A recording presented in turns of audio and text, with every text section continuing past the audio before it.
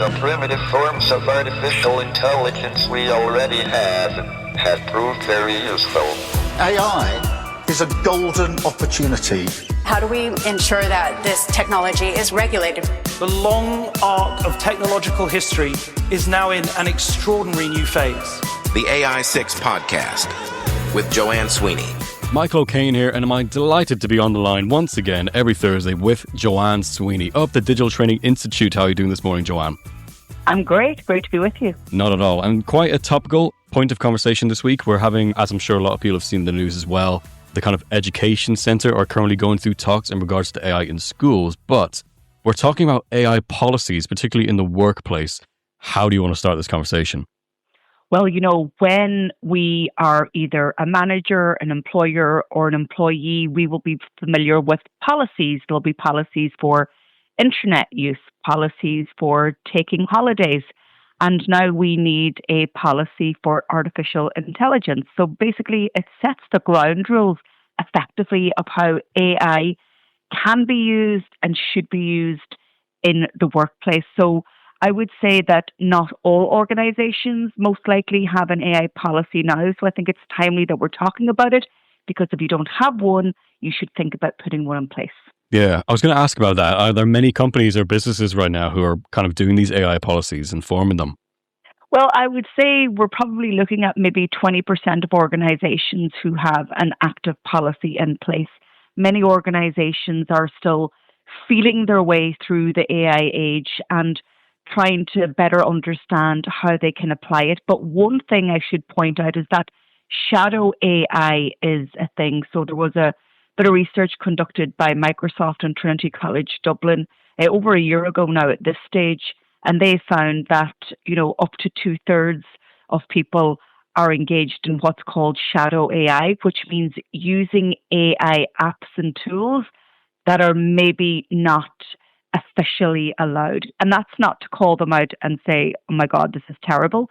It proves that people are curious about AI and they want to use it. So when you have a policy that kind of eliminates shadow AI and puts what we call guardrails in place and best use and best practice in place for staff. Yeah, how important is it, Joanne? Because obviously, you know, I was kind of just saying this to myself before in preparation to this off air. For many different businesses who are in different sectors, like I mentioned there, education at the beginning, but obviously you got medicine, you have admin, retail, whatever. AI policies are going to look very, very different among all those different sectors. So I suppose for any business owners that may be listening and needing to put this AI policy together, where can they go to learn more about AI? What are the kind of policies that suit them in their sector? Well, the Irish government have actually guidelines in place for AI use across government and public sector, and they're freely available on gov.ie.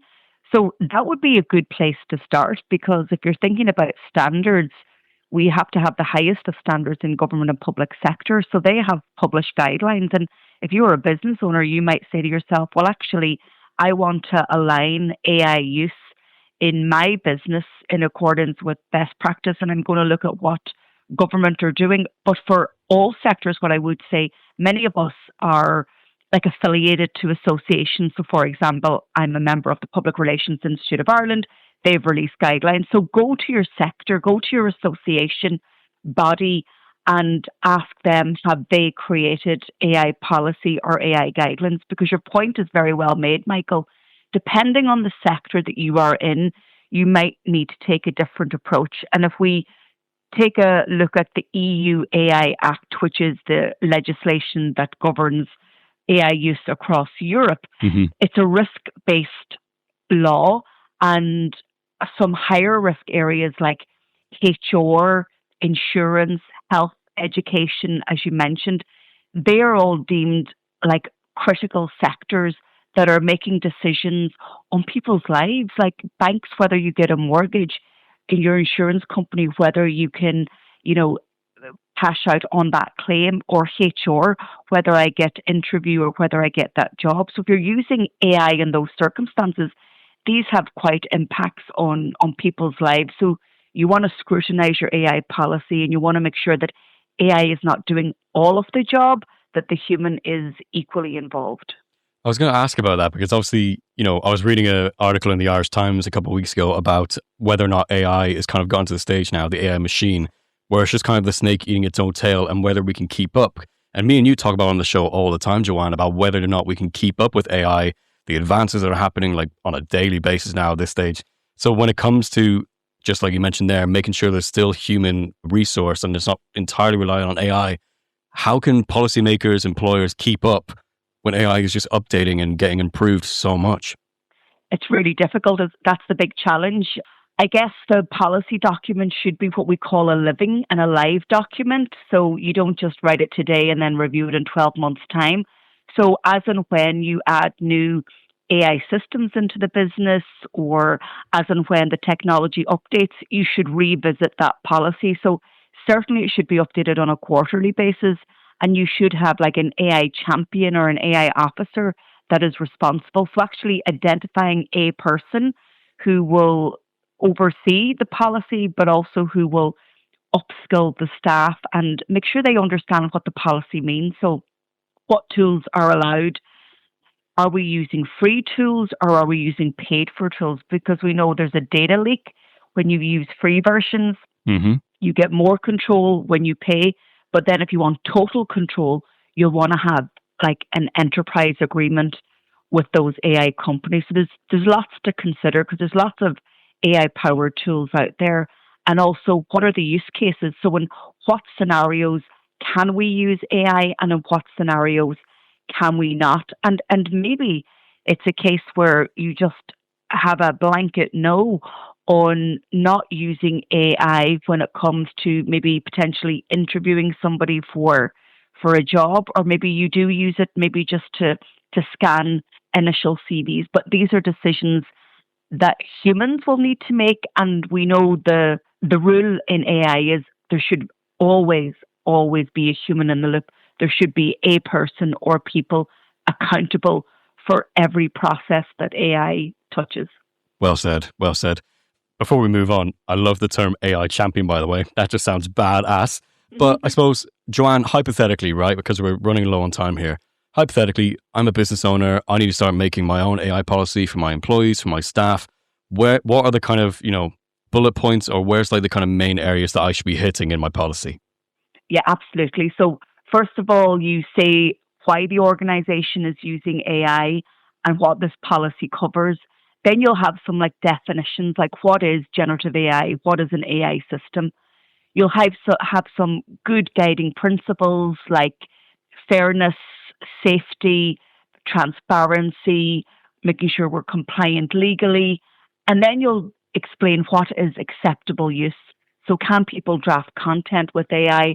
Are they allowed it to brainstorm with it? Can actually code apps or web pages?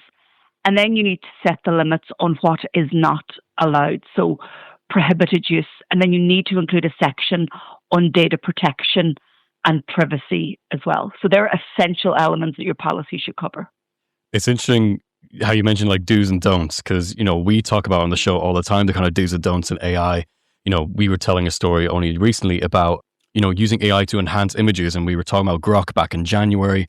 How important is it as a company, as a business, to find those do's and don'ts and what their staff and employees can and can't do with AI? You kind of need a sort of exploratory phase comes to AI where people can sample, test, and experiment with AI. In AI jargon, we call this a sandbox area where your people are free to innovate, if you like, because you don't know what your boundaries are if you do not test it. And so there should be what we call a pilot phase, maybe a 1 to 2 month pilot phase where people develop AI use cases. So, copying analytics, streamlining, administration, that all needs to be tested in an environment that people are allowed to innovate. We need to have somebody who knows what AI is before it's all hands to the AI wheel. So a bit of experimentation in conjunction with writing your policy would be good practice. Yeah, I suppose all of this kind of conversation, Joanna, just goes back to the point that you said week in, week out about having that kind of AI literacy.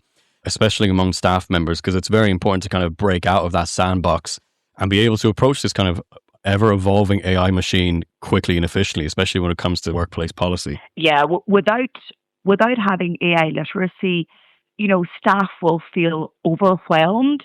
They'll also feel a bit threatened by this very smart technology that's potentially smarter than them.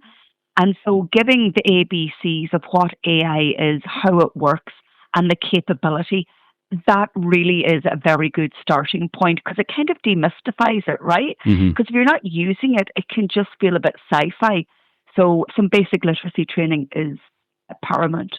And also, like that, going back to that safety thing and that data policy as well, like, because I know, like we've talked before, I know you're working at the moment with AI Jane at the moment to kind of get that all up and running. But so many people have so many concerns about their likeness, about their privacy being taken away with AI. So as an employee as well, having this hard line, this kind of AI policy to kind of really define what those terms are can be so reassuring too.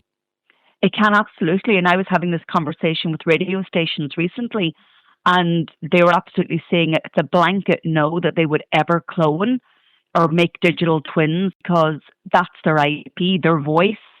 You know what I mean? Their knowledge is their IP, and they didn't want to do it. So you got to have those red lines, and staff should have a say on that policy too, because, it affects them. But listen, I see different types of policies at all, and it just depends on the sector. Some are very aggressive when it comes to AI, and some are playing it very safe and just their toe in the water. But it really just depends on your comfort level. And remember, a policy can always be expanded and updated. So I would say be very discerning and pragmatic and err on the side of caution when you're starting. Then you can be more adventurous. Yeah, absolutely. I think that's a really fair point to end this conversation on. Joanne Sweeney of the Digital Training Institute, thank you so much as always for joining us here for our Thursday Digital Download, informing us and the public all things AI and all the happenings going on in the world of AI, because it's madly important. Joanne, if any of the listeners want to connect with you, learn more about the Digital Training Institute and your book and podcast, where can they go to find you? Go to digitaltraining.ie and just search for AI6 on your favorite podcast platform. Brilliant stuff. Thank you, Joanne.